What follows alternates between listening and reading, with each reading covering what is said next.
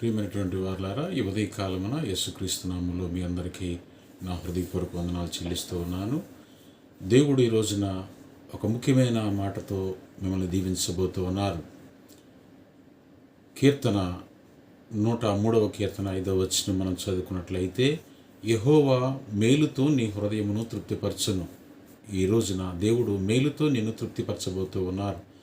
నీ యొక్క వ్యక్తిగత జీవితంలో, నీ ఉద్యోగంలో, నీ యొక్క పనిలో, నీ యొక్క కుటుంబంలో, నీ యొక్క బిడల విషయంలో ఒక మేలు ఆయన చేయబోతూ ఉన్నారు. కాబట్టి ఆ మేలు కొరకు మనం ఎదురు చూద్దాం.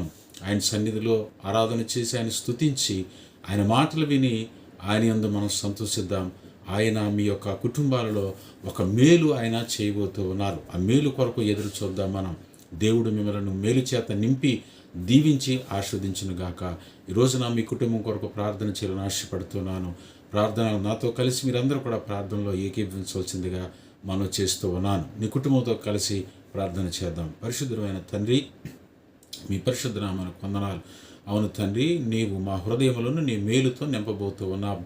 ఇదిగో తండ్రి, ఎవరైతే ఈ యొక్క మాటలు వింటూ ఉన్నారో వారి జీవితాల్లో మేలును దయచేయండి, కృపను దయచేయండి. నీ యొక్క కనికరం వారి పట్ల ఉంచండి. ఏదైతే వారి జీవితాల్లో జరగాలని ఆశపడుతున్నారో ప్రభువా, అది జరుగుటకు సహాయం చేయండి.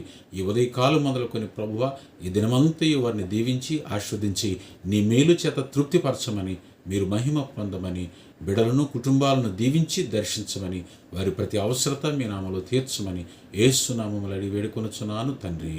ఆమేన్. దేవుడు మిమ్మల్ని దీవించి ఆశీర్వదించును గాక.